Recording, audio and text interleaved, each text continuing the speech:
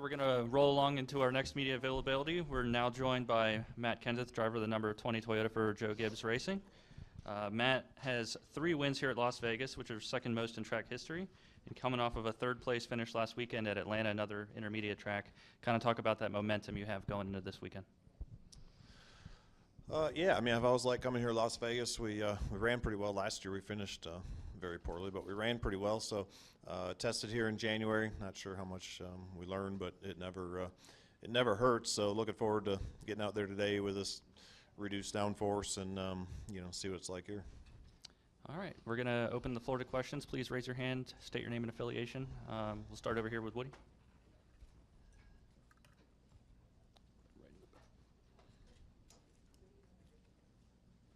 Woody Kane with MRN. First of all, happy birthday. And I was curious about, after seeing it for a couple of weeks now, the stage racing, if you think it'll play out any different at another intermediate track, or if Atlanta was such an apples and oranges comparison that it might not be the same.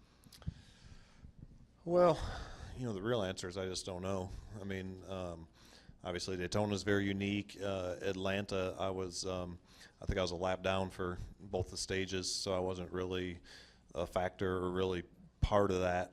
I know they ran green, and you got to have tires there, so you couldn't really get too far off sequence to try to do much different there. So it might be different at tracks like this. I think at every track it'll probably be, everybody's line of thinking will probably be, a little bit different.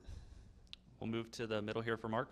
Mark Garrow, PRN. Just to sort of follow up on that, Matt, it seems after Daytona, as Chris Buescher was talking, some drivers talking with more emphasis on the points in the stages because they saw a guy crash out and still be, fifth in points as far as in the truck race.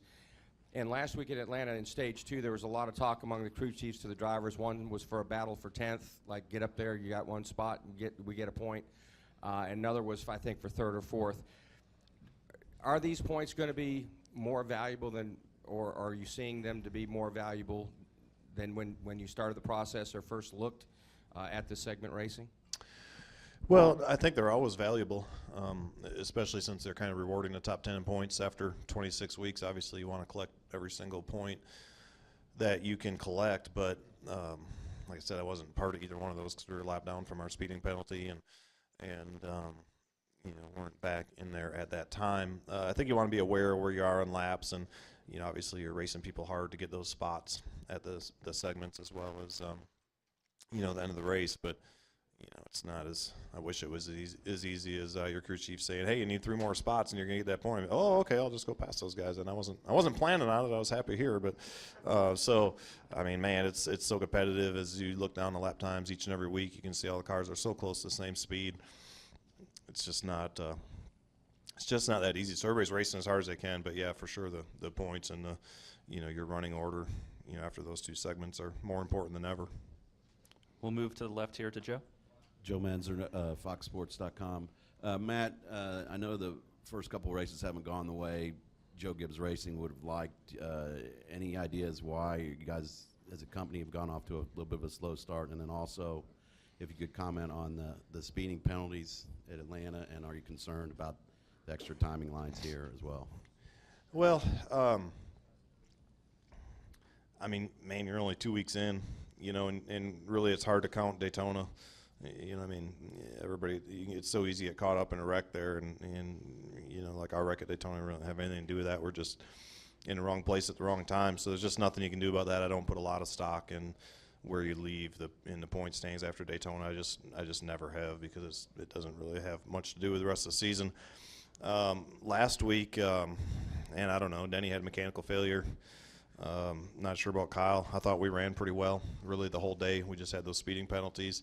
As far as that, we knew the added segments. It's just you go through the segments pretty fast. When they're twice as long, even if you're not trying to cheat a segment or do something like that, if you look away for a second, your pit stall or whatever, and you get going a little bit, you got some room to slow down and correct, because they're time segments. Where now you went through them last weekend so fast, like if you ever did get one light over or whatever, there was no time to correct. But for us, we just had the stuff set too aggressively, and I think especially after they change something at track, you just kind of got to start over and get a good baseline and err to the slow side, and then go from there for the next race. Additional questions for Matt? All right, thank you, Matt, and All good right. luck this weekend. Thanks, guys.